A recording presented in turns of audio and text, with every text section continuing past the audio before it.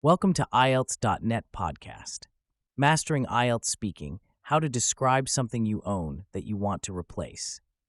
As an experienced IELTS examiner, I've seen countless candidates tackle the speaking section. One topic that frequently appears is describing personal possessions, particularly those we wish to replace. This article will guide you through answering questions related to describe something you own that you want to replace effectively, helping you achieve a high band score in your IELTS speaking test. Understanding the topic. The topic, describe something you own that you want to replace, is a common theme in IELTS speaking tests. It allows examiners to assess your ability to describe objects, express preferences, and discuss reasons for wanting changes. This topic has consistently appeared in past IELTS exams and is likely to remain relevant in future tests. Part 1. Introduction and Interview. In this section, the examiner may ask you some general questions about personal possessions. Here are some potential questions. Do you have many personal possessions? What's your most valuable possession? Do you often replace your belongings? Let's focus on the third question as an example. Examiner, do you often replace your belongings? Sample answer, 7. Well, I try not to replace things too often. I usually keep my belongings until they're no longer usable. However, I do replace my phone every few years to keep up with new technology. Sample answer, band 8-9. To be honest, I'm not one for frequent replacements. I believe in sustainable consumption, so I tend to use items until they're beyond repair. That said, I do make exceptions for certain technological devices, like smartphones, which I upgrade every 3 to 4 years to stay abreast of innovations in the field. Part 2. Long-term cue card. Here's a sample cue card related to the topic. Describe something you own that you want to replace. You should say what the item is, how long you have had it, why you want to replace it, and explain how you plan to replace it. Sample answer, band 6-7. I'd like to talk about my laptop, which I've been using for about 5 years now. It's a basic model that I bought when I started university.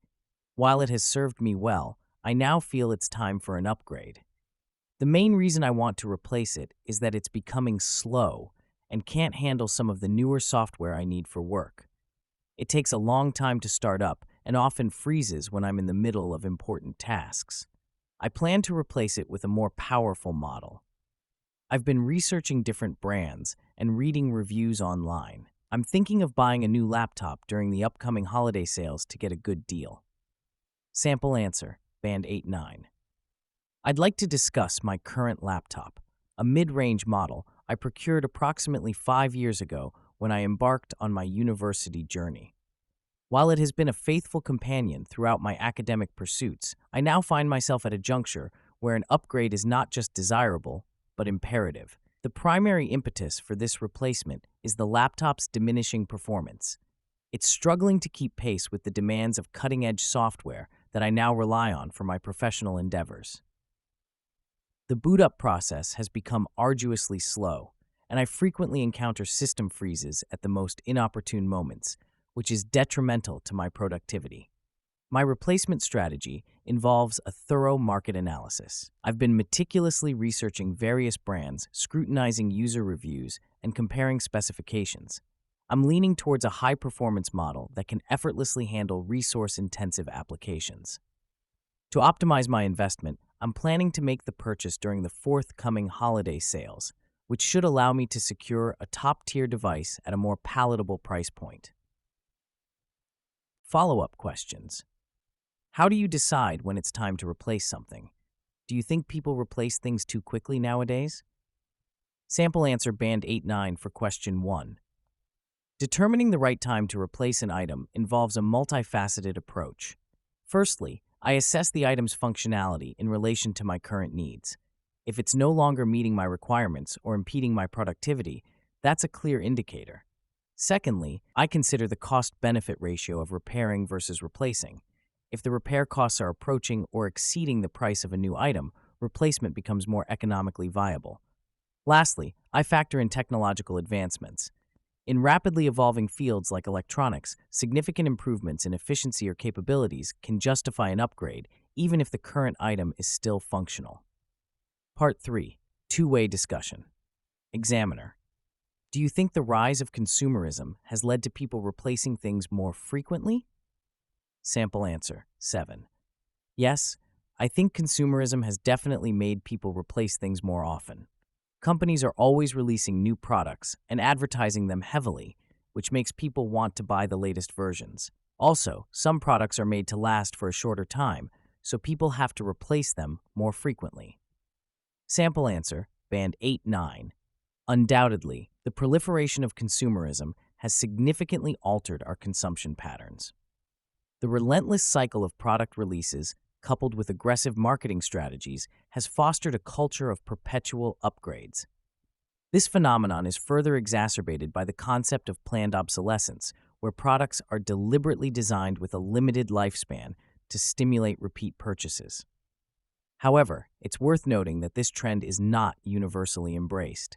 There's a growing countercurrent of conscious consumption, with many individuals and communities advocating for more sustainable practices. This includes embracing repair culture, opting for durable goods, and prioritizing quality over novelty. Ultimately, while consumerism has certainly accelerated the replacement cycle for many, there's an emerging awareness of its environmental and economic implications, which may lead to more balanced consumption habits in the future. Key vocabulary and phrases for high scores. Procure, verb, to obtain something, especially with care or effort. Example, I procured my laptop from a reputable electronics store. Impetus, noun, the force that makes something happen or makes it happen more quickly. Example, the impetus for replacing my old phone was its deteriorating battery life. Multifaceted, adjective, having many different aspects or features. Example, deciding to replace an item involves a multifaceted analysis of its usefulness and cost. Exacerbate, verb, to make a problem or bad situation worse. Example, planned obsolescence exacerbates the issue of electronic waste. Proliferation, rapid increase in the number or amount of something.